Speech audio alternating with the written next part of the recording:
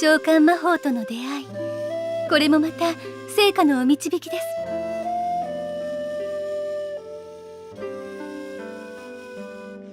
もう大丈夫。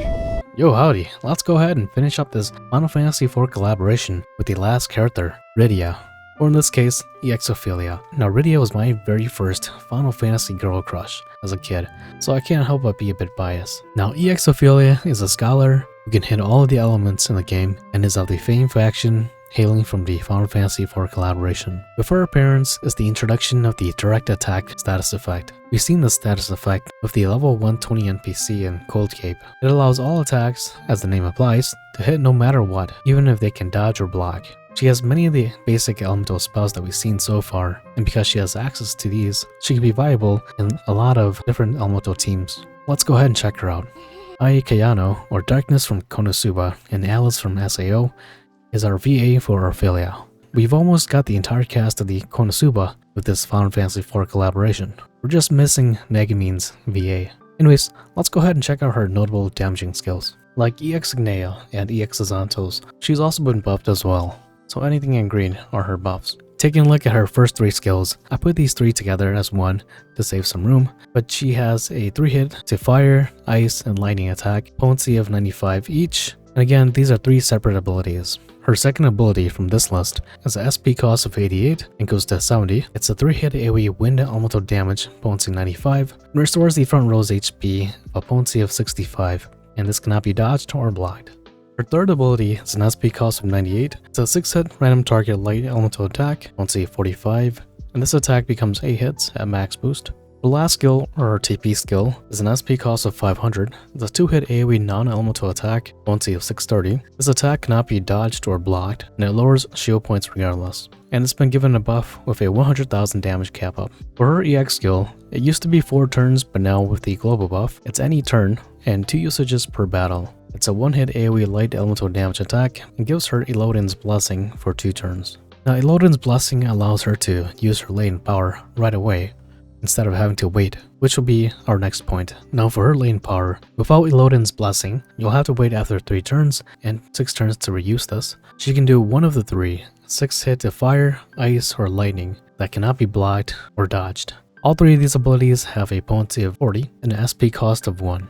For her ultimate, a level 1 to level 10, it's a 6-hit light elemental attack that cannot be dodged or blocked. It has a potency of 50 at level 1 and 60 at level 10. This exploits fire, ice, lightning, wind, and dark, and also gives herself Elodin's Blessing for 2 turns. And this ultimate can be used 3 times per battle with her global buff. For her notable sword skill, it's a 131 SP to 108. It's an HP restore to all allies, and a 15% elemental and physical defense, 2 to 5 turns based on boost level, a 20% chance to give auto revive, and it revives the ally to 50% HP if it does proc. For her passive, her first one, if she's at full HP, she gives herself a elemental attack of 15%. This has now become a 30% elemental attack up with her global buff, and she lowers SP cost by herself a 30%. Her second passive, she gives herself a 30% elemental damage up, and at 6 stars, she's able to crit with elemental damage. And then she has a 10% to fire, ice, lightning, wind, light, and dark resistance. Looking at her stats, the first thing we see is that her SP pool at level 120 is a astonishing 702. This is by far the highest SP stat for all these scholars. Next is her elemental attack, which is at 504. At level 120, while not being the highest, she is still top 5. So now for the main question, should you pull? She's good, but nothing jaw-dropping. She has access to a 3-hit to fire, ice, lightning, and wind, with all of them being different skills of course. Her lane skill then gives her access to a 6-hit to either fire, ice, or lightning. If you pair her along with someone like Oswald, it could definitely be satisfying to see. She then also has a random target light elemental attack, which hits 6 times. This has again been buffed to hit 8 times a max boost, so it's not too bad. But at this point, you probably already have another traveler who can exploit light weakness with physical damage. Next is her massive nuke attack, which is a whopping 500 SP cost. That deals non-elemental damage with a max potency of 1000 that cannot be dodged or blocked. And the good thing about it is that it will always reduce shield points regardless. Then we also have her ultimate, which hits every known element in the game 6 times, and she gains Elodin's Blessing, which allows her to use her lane skill right after. Lastly, her A4 accessory. It's a 42 elemental attack and 100 to SP.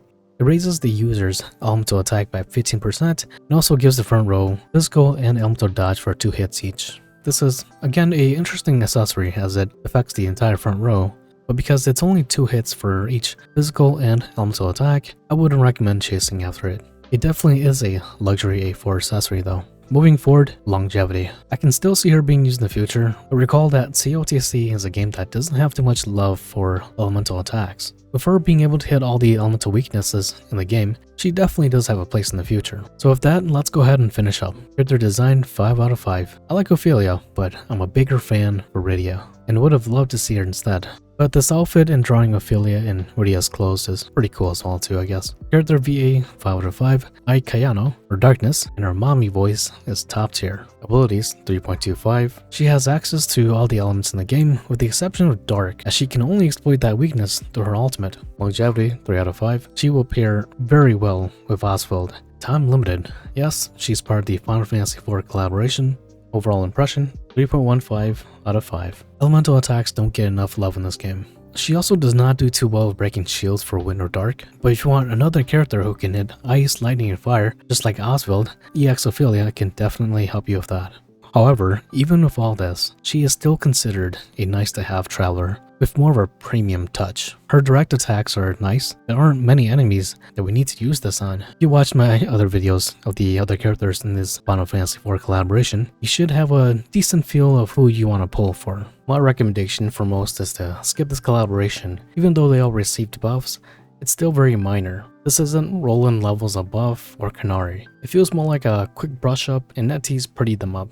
If you truly want to pull, I would suggest EX Azantos first, as he had the best buffs, followed by Exophilia, as she can somewhat be viable now, and she also has access to all the elements in the game, so for a new player, she could definitely help you out. And then finally, EX Ignea for her support skills. But going back to Exophilia, I'll be pulling for Exophilia. I'm a big fan of Rydia, but let me know if you'd be pulling for her as well. This is the end of the Final Fantasy IV collaboration, so I'll catch you next time. Take care of yourself like always. That out.